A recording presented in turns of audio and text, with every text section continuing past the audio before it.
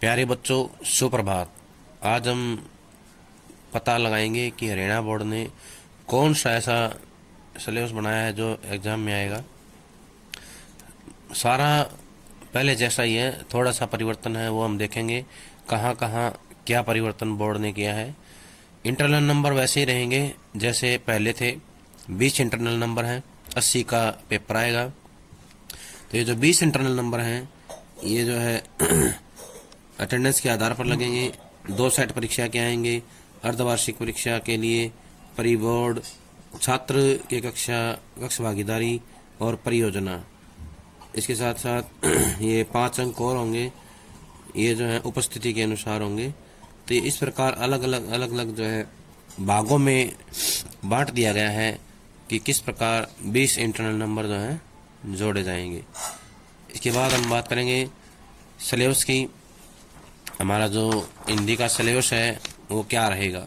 हमारा जो सब्जेक्ट है वो है हिंदी आधार। हिंदी आधार का जो सिलेबस है उसमें जैसे पिछली बार था अपठित गद्यांश वो रहेगा 5 नंबर का, अपठित पद्यांश रहेगा। आरोह भाग 2 में काव्यखंड और गद्यखंड रहेंगे। काव्यखंड में हरिवंश राय बच्चन की कविता रहेगी आत्म परिचय। दिन जल्दी जल्दी ढलता है एक गीत कविता ये रहेगी।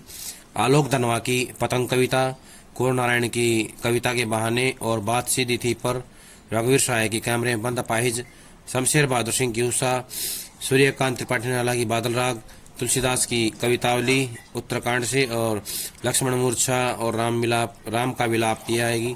फिर गोरखपुर की रुबाइयाँ, उमाशंकर जोशी की छोटा मेरा खेत, बगलों के पंख, ये जो है कविताएं रहेंगी। अब गद्यखंड, महादेव वर्मा का भक्तिन, जैनेन्द्र कुमार का बाजार दर्शन, धर्मवीर भारती काले मेघा पानी दे, फणीश्वर नाथ रेणु पहलवान की ढोलक, हजारी प्रसाद द्विवेदी शिरीष के फूल, भीमराव अंबेडकर श्रम विभाजन और जाति प्रथा, मेरी कल्पना का भारत या मेरी कल्पना का आदर्श समाज, ये जो है।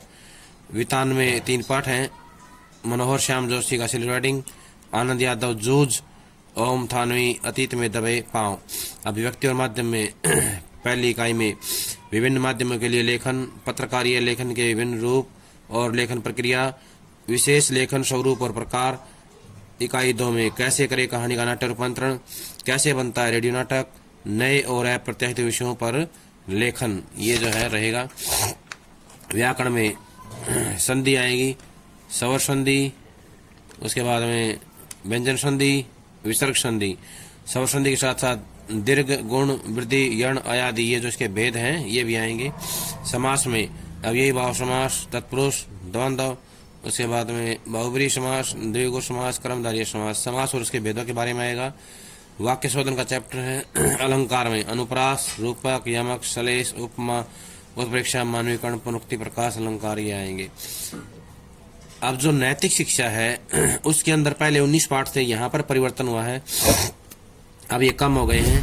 पाठों के नाम हैं दुर्बलता छोड़ो, दृढ़ता अपनाओ, दुविधा से ऊपर उठो, संतुलित जीवन, कार्य में कुशलता लाएं, शांत मन, उन्नत जीवन, संघर्षों में विजय का मार्ग, खेती से अर्जित गौरव और समृद्धि, दुर्गा भाभी, सर्वे भवन्तु सुखिनः, हेमचंद्र विक्रमादित्य।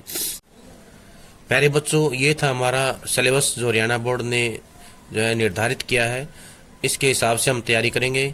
हमने पहला पाठ कर लिया है भक्तिन, आज हम करेंगे दूसरा पाठ जिसका नाम है बाजार दर्शन और लेखक का नाम है जैनेन्द्र कुमार। तो आज हम करेंगे इस पाठ का सार या उद्देश्य, मुख्य भाव या केंद्रीय भाव क्या होता है। तो देखिए सभी, बाजार दर्शन जैनेन्द्र का एक महत्वपूर्ण निबंध है, यानी ये बहुत ही जो है चर्चित निबंध है जिसमें गहरी वैचारिकता और साहित्य सुलभ लालित्य का दुर्लभ संयोग देखा जा सकता है। हिंदी में उपभोक्तावाद एवं बाजारवाद पर व्यापक चर्चा पिछले 1-1.5 दशक पहले ही शुरू हुई है, पर कई दशक पहले लिखा गया जैनेन्द्र का लेख आज भी इनकी मूल अंतर्वस्तु को समझने के मामले में बेजोड़ है। वे अपने परिचितों मित्रों से जुड़े अनुभव बताते हुए यह स्पष्ट करते हैं कि बाजार की जादुई ताकत कैसे हमें अपना गुलाम बना लेती है। अगर हम अपनी आवश्यकताओं को ठीक ठीक समझकर बाजार का उपयोग करें तो उसका लाभ उठा सकते हैं। लेकिन अगर हम जरूरत को तय कर बाजार में जाने की बजाय उसकी चमक दमक में फंस गए तो वह असंतोष, तृष्णा और ईर्ष्या से। अब हम करेंगे जैनेन्द्र कुमार का जीवन परिचय। जीवन परिचय में से प्रश्न ऐसे हैं जो एग्जाम में आ सकते हैं, कौन कौन से हैं वो हम देखेंगे। पहला तो यही है, जन्म कब हुआ। जैनेन्द्र कुमार का जन्म 1905 में हुआ, अलीगढ़ उत्तर प्रदेश में। रचनाएं: परख, अनाम स्वामी, सुनीता, त्यागपत्र, कल्याणी, जयवर्धन, मुक्तिबोध, ये इनके उपन्यास हैं। वातायन, एक रात दो चिड़ियां, फांसी, नीलम देश की राजकन्या, पाजेब, ये कहानी संग्रह हैं। प्रस्तुत प्रश्न: जड़ की बात, पूर्वोदय, साहित्य का श्रेय और प्रेय, सोच विचार, समय और हम, ये विचार प्रधान निबंध संग्रह हैं। तब यहाँ से जुड़े हुए प्रश्न आएंगे। पहला प्रश्न तो यही होगा कि जैनेन्द्र कुमार का जन्म कब हुआ, तो 1905 में। कहाँ हुआ? अलीगढ़ में। किस राज्य में हुआ? उत्तर प्रदेश में। अब पूछ लेगा उपन्यास कौन कौन से हैं, तो बताएंगे परख, अनाम स्वामी, सुनीता, त्यागपत्र, कल्याणी, में से कोई भी आ जाए तो जो है उपन्यास है। प्रश्न आएगा कहानी संग्रह का नाम बताइए, तो फांसी, नीलम देश की राजकन्या, पाजेब, ये जो है कहानियां हैं। अब आएगा विचार प्रधान निबंध या निबंध संग्रह कौन से हैं, तो बताएंगे प्रस्तुत प्रश्न, जड़ की बात, पूर्वोदय, साहित्य का श्रेय और प्रेय, ये उनके निबंध संग्रह हैं। साहित्य अकादमी पुरस्कार, भारत भारती सम्मान इनको प्राप्त हुआ है। भारत सरकार द्वारा पद्म भूषण से सम्मानित किया जा चुका है इनको। प्रश्न आएगा भारत सरकार ने कौन सा सम्मान दिया, तो बताएंगे पद्म भूषण। पद्म भूषण जो है पुरस्कार इनको मिला है। इसके अलावा कौन से पुरस्कार मिले हैं? साहित्य अकादमी पुरस्कार और भारत भारती सम्मान मिला है। निधन कब हुआ? 1990 में।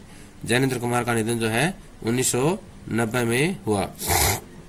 प्रश्न आएगा त्यागपत्र कब प्रकाशित हुआ, तो यहाँ दिया हुआ इसका त्यागपत्र जो है 1937 में। सुनीता के बाद, परख और सुनीता के बाद जो है 1937 में त्यागपत्र प्रकाशित हुआ। त्यागपत्र जो है इनका एक बहुत ही जाना माना जो है उपन्यास रहा है त्यागपत्र। ये एक मनोवैज्ञानिक उपन्यास है। इन्हें जैनेन्द्र कुमार को मनोवैज्ञानिक उपन्यास के लिए जानते हैं। मनोवैज्ञानिक उपन्यास के रूप में प्रतिष्ठा दिलाने वाला जो है ये है त्यागपत्र। इनकी जो कहानियां, प्रसिद्ध कहानियां, खेल, पाजेब, नीलम देश की राजकन्या, अपना भाग्य, तत्सत, ये कहानियां जो है इनकी कालजयी रचनाओं में आती हैं, कालजयी रचनाएं कहलाती हैं। और इसके साथ साथ गांधीवाद का प्रभाव इनके ऊपर देखने को मिलता है। गांधीवाद जो है इनकी रचनाओं में देखने को मिलता है। प्यारे बच्चों, ये था हमारा पाठ नंबर 2 के लेखक का जीवन परिचय। उससे संबंधित प्रश्न जो हैं कौन कौन से ऐसे हैं जो एग्जाम में आ सकते हैं। आगे हम करेंगे पाठ को जो है हम पढ़ेंगे किस प्रकार से, कहाँ से, कौन कौन से प्रश्न बनते हैं। तो उससे जब तक पाठ के बारे में पढ़ाया जाए उससे पहले इसको याद कर लें। सभी का बहुत बहुत धन्यवाद।